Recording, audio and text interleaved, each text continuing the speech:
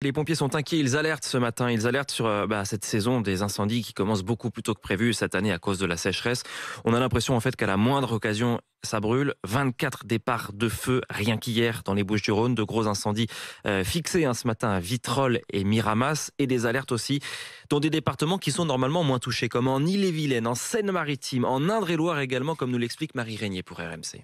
C'était il y a 3 semaines en forêt de Rennes, 25 hectares partis en fumée. L'Ille-et-Vilaine n'avait pas connu un tel feu depuis la canicule de 2003. Et c'est vraiment considérable, quoi. Franck Muraté de l'Office national des forêts. On a beaucoup de fougères qui est sèche et on n'a pas de pluie. Ce sous-bois était très inflammable et il faut peu de choses pour que le feu part. Comme l'Ille-et-Vilaine, d'autres départements peu habitués aux incendies y sont aujourd'hui confrontés. C'est le cas de la Saône-et-Loire où le colonel Frédéric Pignot doit dorénavant mener des actions de prévention. L'imprudence peut avoir des conséquences sérieuses. En 2020, on a des feux qui ont parcouru 50 hectares dans notre département, donc des surfaces que l'on ne voyait pas auparavant. Et si les pompiers sont occupés dans leur département, ils ne pourront plus venir en renfort dans le sud.